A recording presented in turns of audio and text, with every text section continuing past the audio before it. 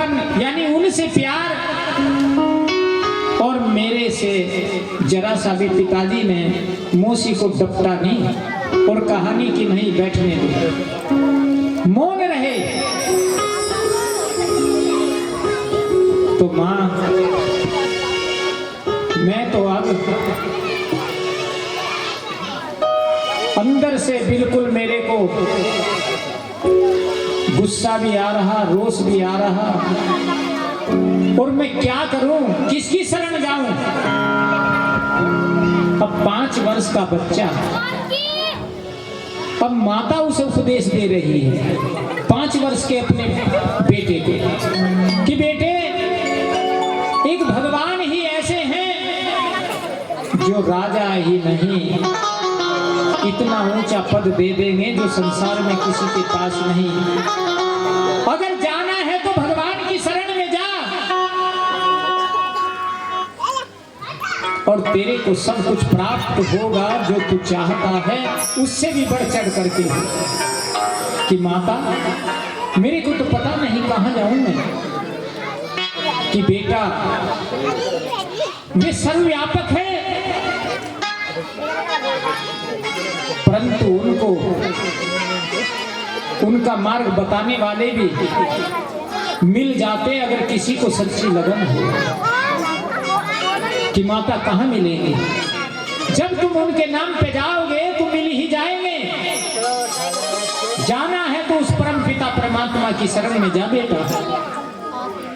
अपने 5 वर्ष के बच्चे को, ध्रुव को सुनी कि ये उपदेश देती है। 5 वर्ष का बच्चा घर से निकल जाता है। घर से निकल करके जैसे ही जंगल के रास्ते से जा रहे थे, रास्ते में नारद मुनि, क्योंकि भगवान भेज देते हैं माध्यम बना करके। शास्त्रों में ऐसे प्रमाण हैं, कभी कभी भगवान स्वयं भी संत के रूप धारण करके मार्गदर्शन करते अपने भक्तों को। आज भी जैसे गुरु गोरखनाथ है वो भी मार्गदर्शन करते हैं, क्योंकि अमर है। जैसे 300 साल हुए होंगे सुखदेव जी पर, राजस्थान से आए थे चरणदास जी महाराज, और उन्होंने मन से मान लिया था कि मैं सुखदेव जी को गुरु बनाऊंगा। सुखदेव जी ने दर्शन दिए और चरणदास जी ने कहा कि मेरे को तो रासलीला दिखाओ। उनको वृंदावन ले गए सुखदेव जी महाराज और रासलीला दिखाई। ये 250-300 साल पहले ही बात है। तो ये मन से मानने की बात है, क्योंकि रास्ता दिखाने वाला वही परमपिता परमेश्वर है, गुरु के रूप में भी वही है। इसलिए ध्रुव जंगल में जाकर के जैसे ही जा रहे तो नारद मुनि की भेंट। नारद मुनि ने कहा, अरे ध्रुव कहाँ जा रहे हैं? कि मैं तो भगवान की भक्ति करूंगा और उनके दर्शन करके ही वापिस आऊंगा।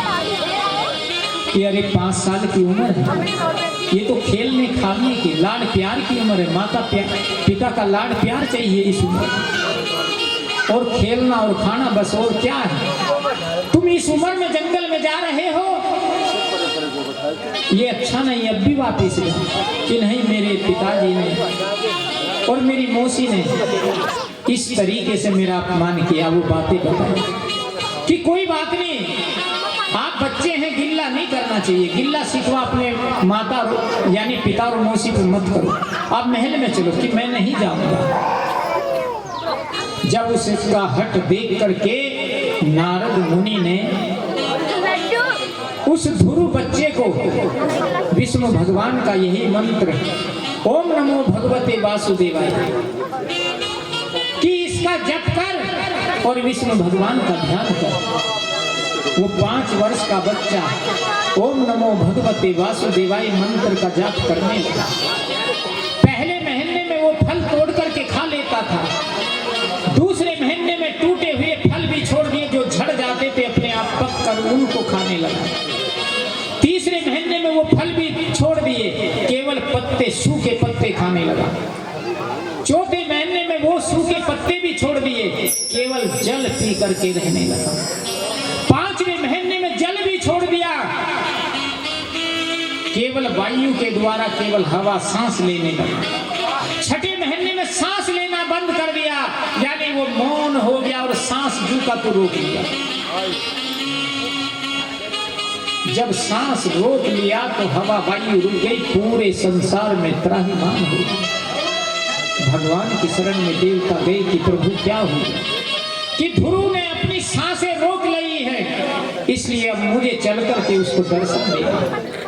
भगवान छठे महीने में चतुर्भुज रूप धारण करके विष्णु भगवान जहाँ वन में ध्रुव भगत तप कर रहा था प्रकट हुए।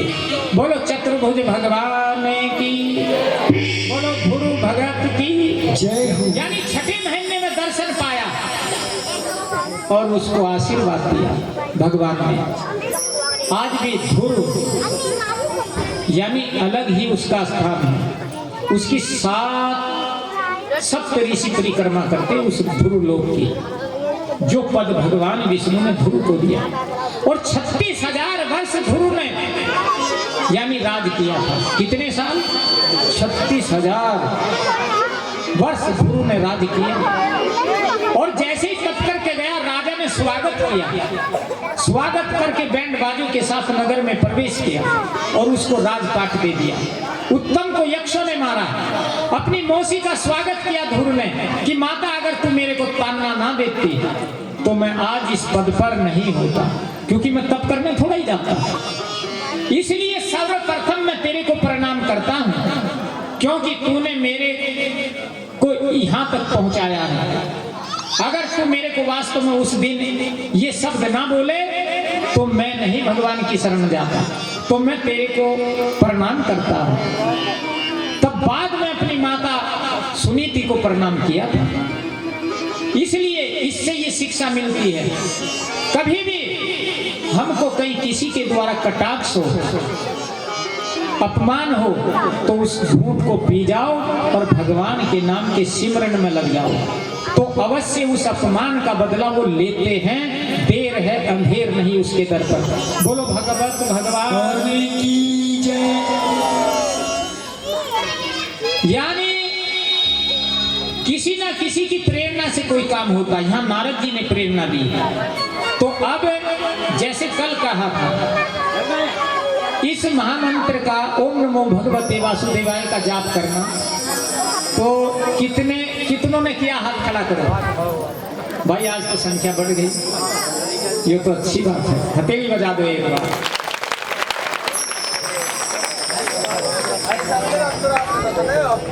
ये अच्छी बात है। अच्छा काम करने में संकोच नहीं करना चाहिए। शराब पी कभी संकोच करें क्या? शराब पीने में करें? शराब पी संकोच तो नहीं करते ना, शर्माते हो। और तो जब ज्यादा नशा हो गया तो सड़कों पे ही गाड़ी देने लगे। जब वे नहीं शर्माते, बुरा कर्म करने वाले बुरे लोग नहीं शर्माते, तो भाई ये तो अच्छा काम है। प्रहलाद ने संकोच शर्म नहीं करा, ध्रुव ने नहीं करा, मीराबाई ने नहीं किया, जितने बड़े बड़े संत हुए किसी ने नहीं किया। जब बुरे लोग बुरा कर्म में नहीं शर्माते, संकोच नहीं करते, शराब पीने में नहीं, और जब नशा ज्यादा हो जाए तो गाड़ी देने में भी संकोच शर्म नहीं करते, तो हम क्यों करें ये अच्छा काम? भगवान के नाम लेने में संकोच शर्म कहें कि? हमको तो बढ़ चढ़ करके नाम लेना चाहिए, भगवान के नाम का सिमरन करना चाहिए। तो 2 मिनट इस महामंत्र का जो ध्रुव ने जाप किया है, हम 2 मिनट इसका जाप करेंगे, क्योंकि जाप करने से भगवान यानी अदृश्य रूप से है। भगवान किसी को दिख थोड़ा ही रहे, वो सर्वव्यापक है, सब जगह विराजमान है। यानी ईश्वर अंश जीव विनाशी, ये आत्मा उसका अंश है और इसका भी नाश नहीं होता। जैसे सत भगवान है तो आत्मा भी सत है, इसका भी नाश नहीं होता। इसलिए 2 मिनट जाप करें। ओम नमो भगवते वासुदेवाय, ओम नमो भगवते वासुदेवाय,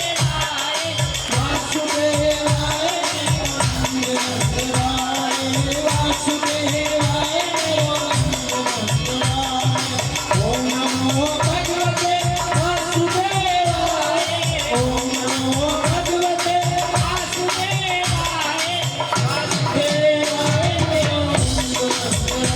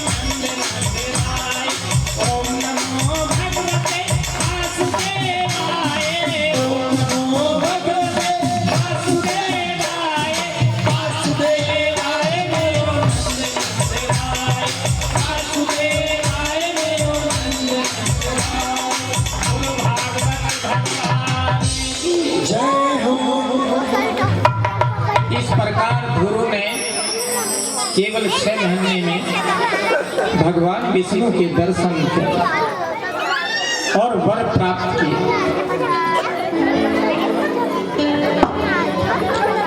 इसलिए परमपिता परमेश्वर पर सबका अधिकार है, हमारे सबके वो मालिक हैं, भगवान सबके मालिक हैं और हम सब उनकी संतान हैं। और वो अपनी संतान को जैसे माता पिता चाहते हैं ऐसे ही वो भी चाहता है, परंतु जैसे हम उन्हें भजेंगे ऐसे ही वो हमें भजता, जैसे हम उन्हें याद करेंगे तो वो परमपिता परमेश्वर भी हमें याद करेंगे। इसलिए हमको अपने जीवन में अगर कभी कष्ट आए तो अकेले अपने घर में ही बैठ करके उसको याद करना और 2 आंसू खा देना, उससे जल्दी खुश होते हैं परमात्मा। कोई कष्ट हो अकेले घर में बैठ करके उसको याद करो और 2 आंसू बहा दो कि प्रभु मैं बहुत परेशान हूँ, दुखी, मेरे कष्ट का निवारण करो। उसकी याद में, उसके ध्यान में। अब एक बार 2 पति पत्नी थे, परंतु संकोची थे। संतों के पास जाए, सुने ज्ञान और वहीं छोड़ आए, अरे ये तो ठीक नहीं है।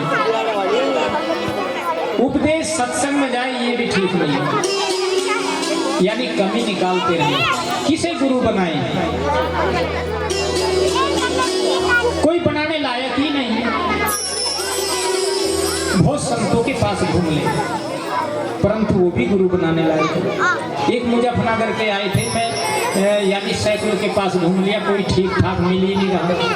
ऐसे ही वो पति पत्नी थे 2। अब ये विषय नहीं है, अगर पत्थर को भी मान करके आप भगवान के नाम के सिमरन में लग जाओगे, जैसे एक लगे ने मूर्ति बना करके शिक्षा प्राप्त की। कबीरदास जी का नाम सुना तुमने? कबीरदास जी भी ज्योति ज्योत है, यानी परमपिता परमेश्वर के वो भी अवतार हैं।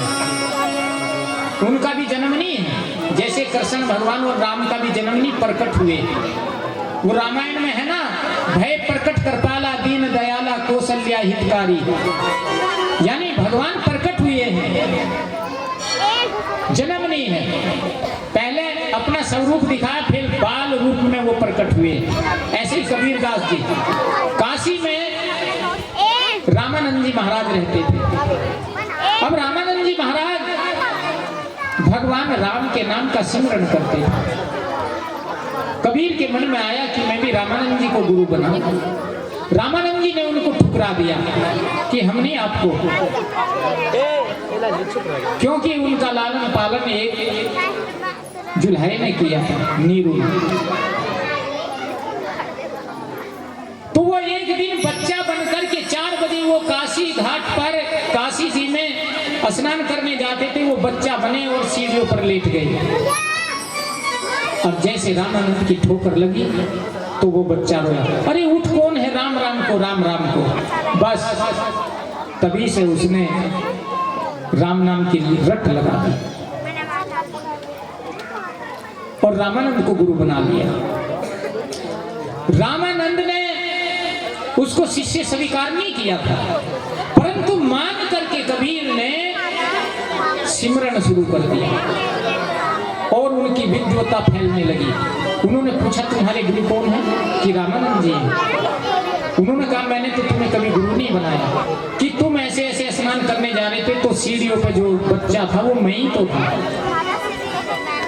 तो इसलिए वो भी रूहानी पावर है गुरु बनाने में, यानी जिससे भी जो उपदेश मिले वही गुरु है। संसार में जितने भी चीज बन रही है वो कोई ना कोई कारीगर बना रहा है, और जिससे वो शिक्षा लेके हम कर रहे हैं, चाहे देख कर कर रहे हैं, उसे पता भी नहीं है, परंतु वो गुरु ही होगा जिससे देख करके हमने वो कला सीखी और उस कला को हम कर रहे हैं। ऐसे ही नाम की है, अगर सत्संग में कोई नाम सुन लिया तो मन से मान करके उस पर सिमरन को, उस नाम पर लग जाओ तो बेड़ा पार हो जाए, कोई नहीं रोक सकता। नाम ही क्यों नामी के जहाज को आज तक कोई रोक पाया ना रोकेगा। यानी ये जो भगवान